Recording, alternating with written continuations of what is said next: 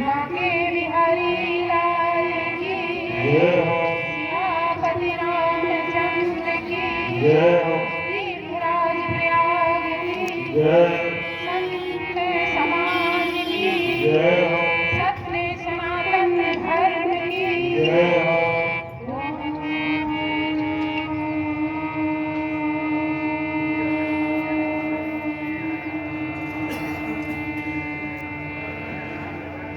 श्री गुरु चरण कमलेभ्यो नमः। मातृपितृ चरण कमलेभ्यो नमः। इष्ट देवताभ्यो नमः। नमः परमहंसाय स्वामित चरण कमल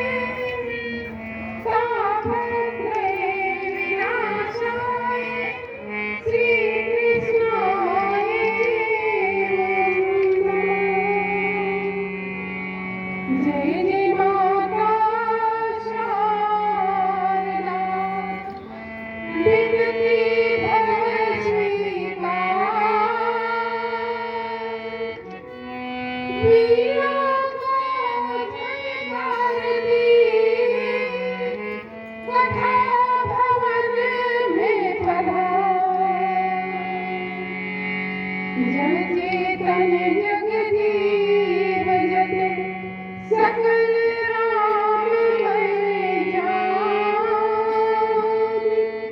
बंदो सबके पद कमल सदा जोर जगपाल।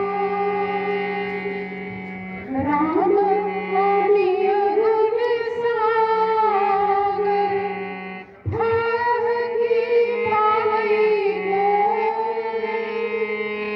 संतन सनज सखिछ सुन्यो तुम्हि सुनाओ से।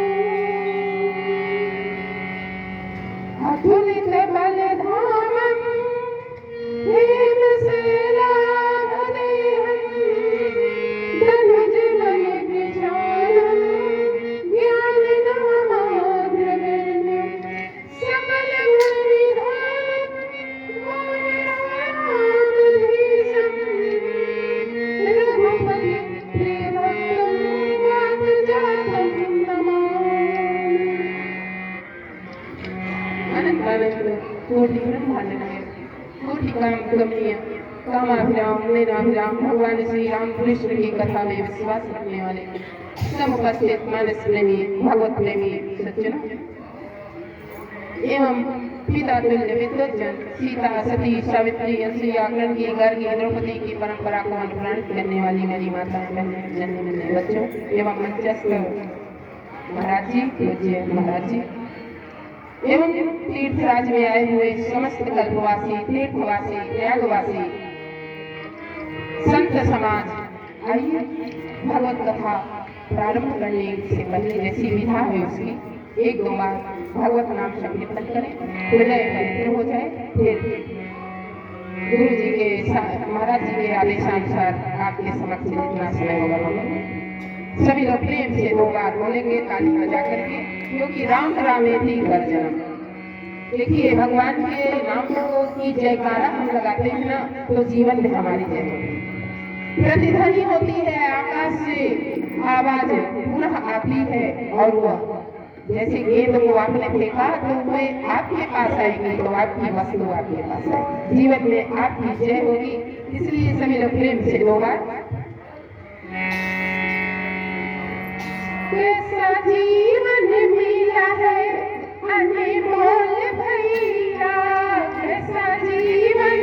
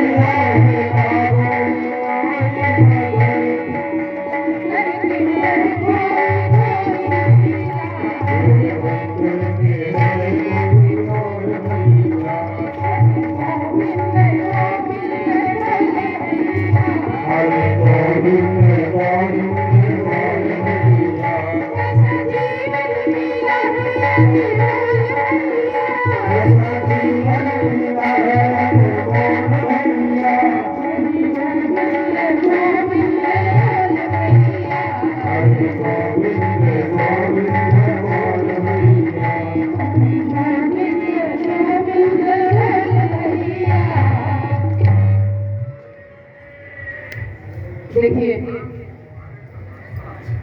भागवत कथा तो आप सुन रहे हैं गुरु जी के श्रीमुख से, लेकिन मैंने आपको जीवन की वास्तविकता से दर्शन कराया है, क्योंकि ये हमारा जीवन क्यों मिला है, हम क्यों इस धरा पर आए हैं, इसका सत्य ही जानने के लिए हम तीर्थ में जाते हैं।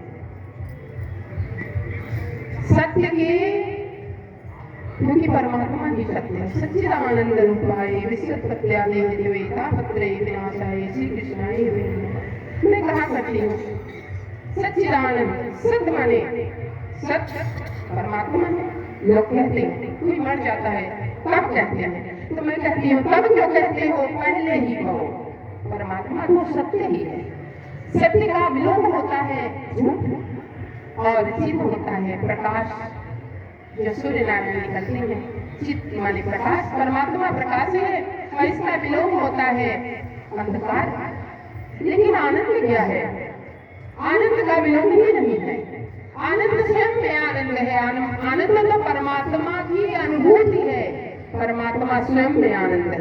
इसलिए जीवन में भटकने की आवश्यकता नहीं है। श्रीमद् भागवत के माध्यम से आप सब कुछ पा रहे हैं, लेकिन साथ थोड़ा सा हम कहेंगे, गुरु की आज्ञा है, बंधु जी की आज्ञा है, महाराज जी की, उन्होंने अपनी सेवा में मुझको भी स्थान दिया है। तो भाई यह संसार ही एक प्रकार का जल जाल है। कहते हैं कि जीव परमात्मा के चरण को प्राप्त करना चाहता है, और परमात्मा के चरण क्या है? मैं कहा करती हूँ कि कमल कोश में भंवर फंसे हुए करत रहो मन ही मन शोभा, प्राप्त होंगे दिवाकर जब लय मकरंद चलम कर डूबा। इतने में क्या हुआ? एक मदमस्त हाथी आ गया और नलिनी गजराज ने खाए नहीं, रह गयो मन को मन में मैसूरा।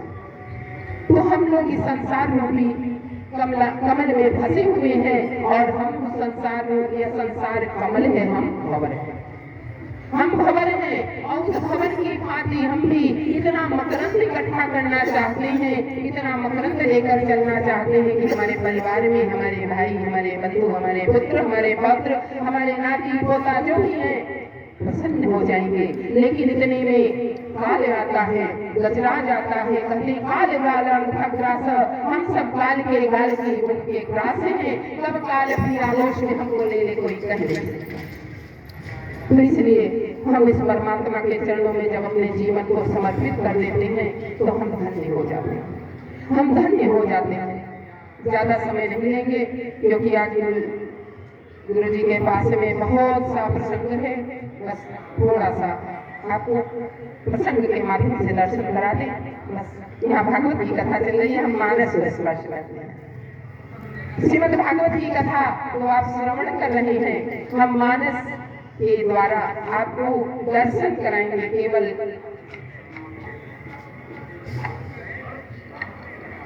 वेद को वेद गुनी को गुनी, वेद को वेद गुनी को गुनी, ठग को ठग सुम को सुम ही भावे, काग को काग मराले मराले को, पीठे गधा की गधा को चिलावे, कृष्ण भाने बुध को बुध द्यो, हरि रागी को रागी मिले सुख पावे। यह लोगों का अनुभव, लेकिन यह प्राकृतिक करिश्मा नहीं है। देखिए यहाँ पर भगवान धनुष तोड़ने के लिए जब रंगमंच पे चढ़े तो भगवान ने धनुष को कैसे तोड़ा? लेत चढ़ावत खैचत काढ़े नहीं धनुष नहीं मध्य राम धनु डाले। भगवान ने ऐसे धनुष तोड़ा कि किसी ने नहीं देखा। और धनुष की गड़गड़ाहट, धनुष टूटा मिथिला में और उसकी गड़गड़ाहट हो गई। महेंद्र पर्वत पर बैठे हुए परशुराम जी महाराज दौड़े चले आए कि हमारा धनुष टूट गया, किसने तोड़ा? इतनी जोर से बादल गरजा, बिजली चमकी और धनुष को टूट गया। मेरे रघुनंदन ने धनुष को तोड़ दिया। जब परशुराम जी आए तो वे क्रोध में होकर कहने लगे, बताओ किसने धनुष तोड़ा है? भगवान श्री राम कहते हैं, कौन तोड़ेगा? पुराना था, मैंने छुआ टूट गया।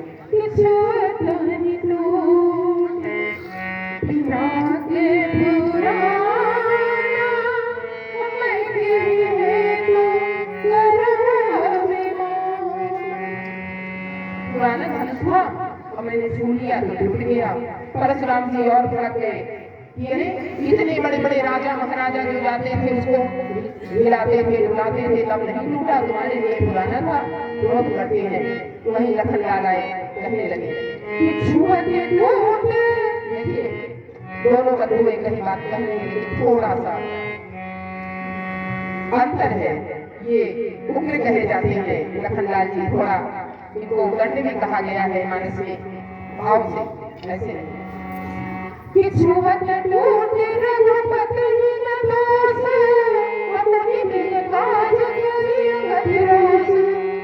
भैया ने धनुष को छुआ टूट गया, किसी उनका क्या दोष? यदि आपको धनुष से इतना प्रेम है तो किसी गुनी या किसी मिस्त्री को बुला करके जोड़वा दीजिए। अब और भी भड़क गए, क्योंकि यहाँ पर धनुष टूटा है शिव जी का, और ये शिव जी के धनुष के पास धरोहर रूप में है। तो दिया रघुनंदन ने, क्योंकि यह प्रतिज्ञा थी महाराज जनक की कि जो धनुष तोड़ेगा उसी के साथ जानकी का विवाह। धनुष टूट गया और वहाँ पे जो ऋषि है, संत है, महात्मा है, उन्होंने कहा कि राजन रहा विवाह चाप अधीना, विवाह तो जानकी का हो गया क्योंकि अधीन था चाप के, लेकिन अब आप मिथिला में भेजिए बारात, और बारात आवे क्योंकि मेरे रघुनंदन का विवाह होने वाला है। यहाँ पे गोस्वामी श्री तुलसीदास जी महाराज ने कहा है कि जब लखन बोलते हैं तो भगवान श्री राम का रहस्य प्रकट होता है। भगवान कभी नहीं बोलते। हमारे राघवेंद्र सरकार मर्यादा पुरुषोत्तम है। गोस्वामी जी ने मानस को लिखा है तो रामचरित मानस के रूप में उसका निर्माण किया है, लेकिन वाल्मीकि जी की रामायण जो है उसमें भगवान ने स्वयं लिया है। भगवान कहते हैं पिशाचानम दानवानम यक्षानम पृथिव्याचे राक्षसानम अंकुले क्रीडतान हनन्याम इक्षिरम हरिवरेश्वरा। हे वानर सुग्रीव, यदि मैं चाहूं तो पृथ्वी क्या संपूर्ण विश्व के राक्षसों को अपनी उंगली के अग्रभाग से नष्ट कर सकता हूँ। लेकिन गोस्वामी तुलसीदास जी महाराज कहते हैं कि मेरे रघुनंदन को, मेरे राघवेंद्र सरकार को जब धनुष की आवश्यकता होती है तो वे लक्ष्मण की ओर मुड़कर कहते हैं कि लक्ष्मण मान सरासर आना,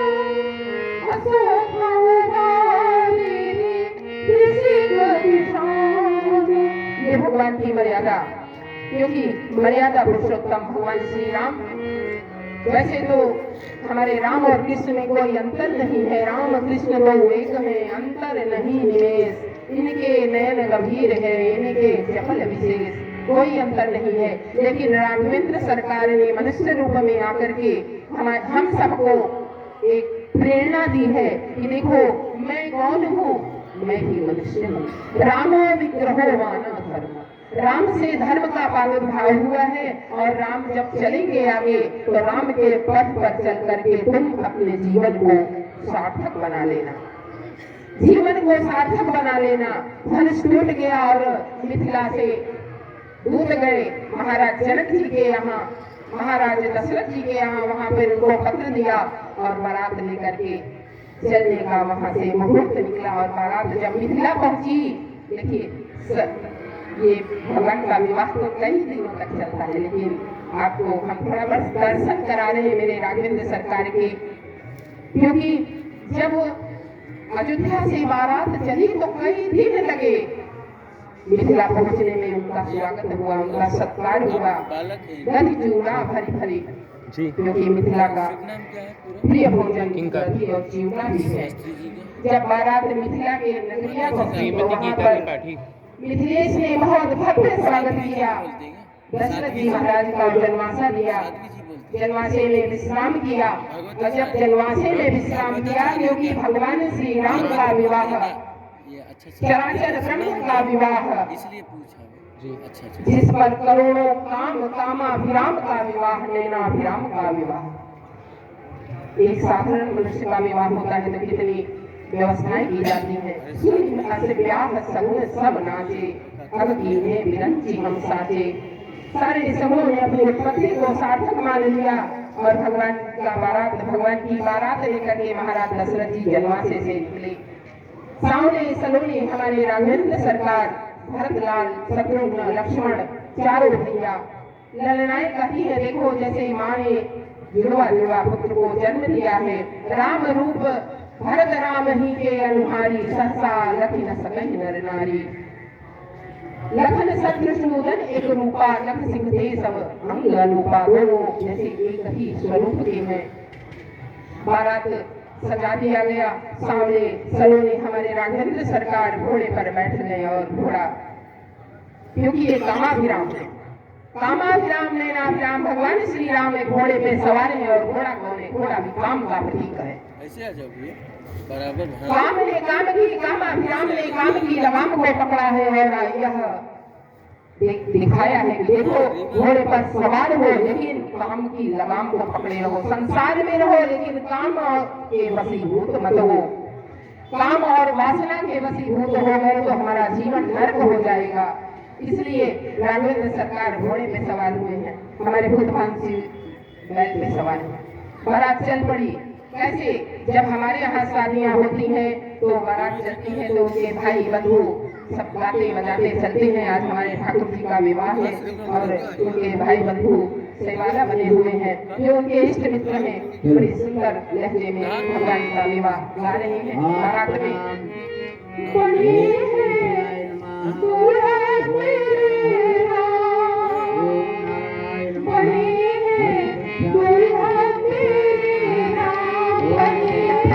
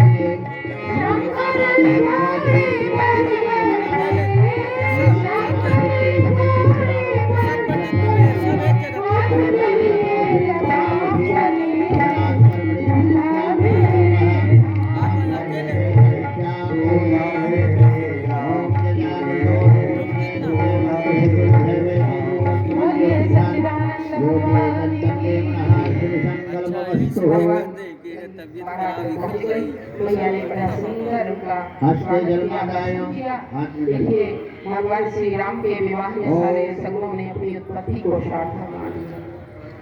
किसी के विवाह में सगुन मनाया जाता है, हर जगह देखो कलश रखते हैं, लाई दूध काटते हैं, वजन काटते हैं। मेरे ठाकुर जी के विवाह में सगुनों ने अपनी उत्पत्ति को सार्थक माना और वही भजन गा रहे हैं।